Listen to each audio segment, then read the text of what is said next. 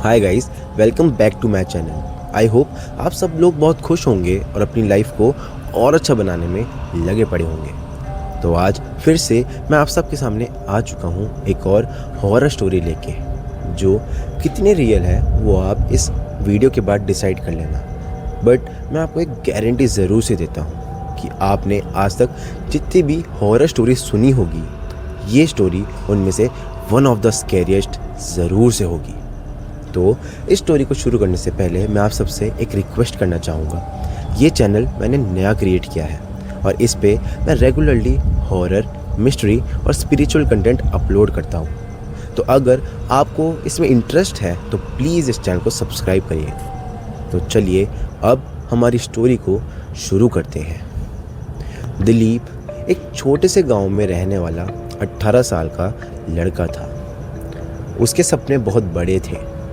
उसको बड़े होके डॉक्टर बनना था और इस सपने को पूरा करने के लिए वो आगे की पढ़ाई, अपनी कोचिंग वगैरह की पढ़ाई वगैरह वो जयपुर में करना चाहता था।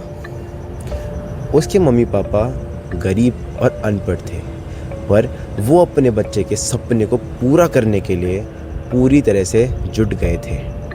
उन्होंने अपने बच्चे को बोल दिया कि तू जो करना चाहता है और जैसे करना चाहता है तू वो कर, हम तेरे साथ हर मोड़ पे खड़े हैं। दिलीप ये सुन के बहुत खुश था और अपने मम्मी पापा को प्राउड फील कराना चाहता था। उसने अपने कुछ दोस्तों से बात करके और बाकी रिलेटिव से बात करके फाइनली जयपुर में कोचिंग करने का डिसाइड कर लिया और वो अपने मम्मी पापा के साथ जाके आकाश इंस्टीट्यूट में एडमिशन ले लेता है।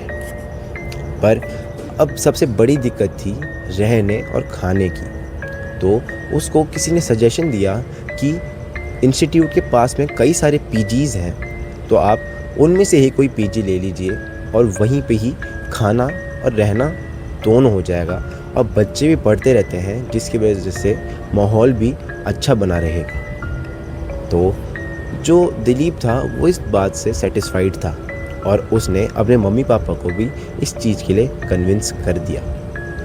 पर वो चाहता था कि वो अकेला जाके ही कोई पीजी सेलेक्ट करे, क्योंकि वो अपने पेरेंट्स को और परेशान नहीं करना चाहता था। और उसके पापा डेली वेज वर्कर थे, तो वो अपने पापा के और पैसे कम नहीं करवाना चाह रहा था। तो इसलिए उसने जैसे तैसे अपने घर वालों को समझाया और पीजी की तलाश के लिए निकल पड़ा। उसने 3-4 पीजी देखे, पर वो उसके बजट से बाहर थे। दिलीप की मेजरली 3 रिक्वायरमेंट थी। पहला कि कोई पीजी सस्ता हो, दूसरा खाना थोड़ा घर जैसा हो, और तीसरा कि वहाँ के बच्चे उसको ज़्यादा परेशान ना करें। जब वो पीजी ढूंढता ढूंढता एक पीजी के पास में पहुंचता है जो गोपालपुरा रोड पे था, वहाँ वो उस पीजी के रूम में रेंट का प्राइस सुन के बहुत खुश हो जाता है, क्योंकि वो उसके बजट में था। अब बजट ही नहीं, बजट से बहुत कम में था। वो खुद शौक था कि इतने सस्ते में कोई पीजी का रूम उसको कैसे मिल रहा है। पर वो इस बात को देख के तुरंत ही मान जाता है। जो उस पीजी की लैंडलेडी थी वो ऑलमोस्ट 50 to 55 साल के बीच में थी और वो दिन भर इलायची ही चबाया करती थी। तो वो दिलीप को रूम नंबर 403 में ले जाती है, जो दिलीप का रूम था। वो छोटा सा कमरा जिस पे एक पुराना सा बेड था और एक छोटी सी स्टडी टेबल थी। दिलीप उसको देख के बड़ा खुश हुआ।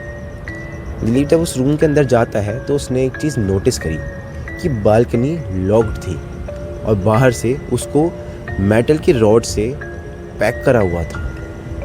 तो उसने ये चीज़ उस लैंडलेडी से पूछी, तो लैंडलेडी ने थोड़ा हिचकिचाते हुए बोला कि बेटा ये सिर्फ सेफ्टी कंसर्न्स की वजह से है। अगर आपको कोई कपड़े सुखाने हो या कुछ काम हो तो आप उसको छत पे सुखा दो, क्योंकि बाकी सारे बच्चे भी यही करते आए हैं। तो दिलीप थोड़ा सा ये बारे में सोचता है, पर जो उसका रेंट था वो इतना कम था कि दिलीप ने उसके आगे कुछ सोचा ही नहीं। तो दिलीप उस रूम में रहने के लिए मान जाता है। शुरू के कुछ दिन उसके बड़े अच्छे जाते हैं। इंस्टीट्यूट में जब वो पढ़ रहा था तो उसको मज़ा भी आ रहा था और उसके टीचर भी उसको काफ़ी अच्छे से सपोर्ट कर रहे थे। पर अब उसको क्या पता था कि उसके साथ आगे क्या होने वाला है, और उसकी जो नीट की प्रिपरेशन करने जयपुर आया था वो अब क्या रूप लेने वाली है। एक रात के 2:17 पे अचानक से बालकनी के गेट पे धप धप की आवाज़ आती है। दिलीप की आंख उस आवाज़ से खुल जाती है। दिलीप इधर उधर देखता है कि अचानक से ये आवाज़ कहाँ से आई। वापस से उस बालकनी का गेट बजता है, ठप ठप ठप। दिलीप डर जाता है, बाहर कैसे कोई हो सकता है, और ये आवाज़ शायद हवा तेज़ चल रही है, इसकी वजह से गेट बज रहा होगा। बट वापस से आवाज़ आती है, ठप ठप ठप, और यही आवाज़ एग्जैक्ट 8 बार रिपीट होती है। दिलीप घबरा जाता है और अपना मुंह कंबल से ढक के सो जाता है। पर ये आवाज़ सिर्फ 1 दिन के लिए ही नहीं आई थी, ये 2 दिन, 3 दिन, 4 दिन, ये आवाज़ रोज़ रिपीट होने लगी। दिलीप अब इसकी वजह से पढ़ाई में फोकस नहीं कर पा रहा था और उसके टेस्ट के मार्क्स भी कम हो रहे थे। तो एक दिन उसने पास वाले जो उसका रूममेट था उससे पूछा कि यार ये जो आवाज़ है ये क्या तुम्हारे बालकनी के गेट पे भी आती है। उसका रूममेट मना करता है, जो बगल वाला रूममेट था वो मना करता है कि नहीं, मतलब ऐसा तो कुछ नहीं होता, क्यों तुम्हारे रूम पे ऐसे तुमको रोज़ आवाज़ सुनाई दे रही है। दिलीप उसको पूरी बात नहीं बताता क्योंकि उसको अच्छा लगता है कि कहीं ये लोग उसका मजाक ना बनाने लग जाए। तो दिलीप वहाँ से चला जाता है, पर ये आवाज़ें अभी भी नहीं रुक रही थी। तो अब दिलीप के पास और कोई ऑप्शन नहीं था। उसने लैंडलेडी को बताया कि मेरे साथ ऐसी ऐसी चीज़ें हो रही है ये, और मुझे समझ नहीं आ रहा है, उसकी वजह से मेरे मार्क्स भी कम होते जा रहे हैं और मैं पढ़ाई भी नहीं कर पा रहा हूँ। प्लीज़ या तो आप जो भी इस चीज़ है यहाँ पे कोई दिक्कत है उसको रिज़ॉल्व करिए, या ये क्या है प्लीज़ आप मुझे बताइए, क्योंकि अब मुझे बहुत डर लगने लगा है। तो जो लैंडलेडी थी वो उसको आखिरकार पूरी बात बताती है। वो बताती है कि जब ये बिल्डिंग बन रही थी तो जो ये वाला रूम था, रूम नंबर 403, इसकी बालकनी पे से एक वर्कर गिर गया था, जिसकी वजह से उसकी वहाँ पे मौत हो गई थी। और वो एक बच्चा ही था जिसके भी सपने बहुत बड़े थे, पर वो उनको पूरा नहीं कर पाया। शायद ये जो नॉक है वही करता है, और ये 2-3 बच्चों ने मुझे पहले कंप्लेन करी है, पर उनके साथ ऐसा कुछ हुआ नहीं है, और ये बाद में रिजॉल्व हो ही गई है। दिलीप ये सब सुन के बहुत गुस्सा हो जाता है। ये बात आपने मुझे पहले क्यों नहीं बताई? अगर आप ये मुझे बताते तो मैं यहाँ पर रहता ही नहीं। मैं इसकी वजह से कितना परेशान हो रहा हूँ, मैं अपने कंधों पे बहुत जिम्मेदारियाँ लेके आया हूँ, और आप ये इतनी बड़ी बात मुझे कैसे छुपा सकती हैं। और लैंडलेडी भी बहुत दुखी हो जाती है और उसको समझाती है कि बेटा बहुत टाइम से इस रूम को कोई ले ही नहीं रहा था, और इसलिए मुझे तुमसे ये बात छुपानी पड़ी, पर मैं तुमसे माफ़ी मांगती हूँ, और अगर तुमको लगे तुम यहाँ पे रह सकते हो तो तुम रहो, नहीं तो मैं तुमको भी तुम्हारा रेंट भी वापस दे दूँगी।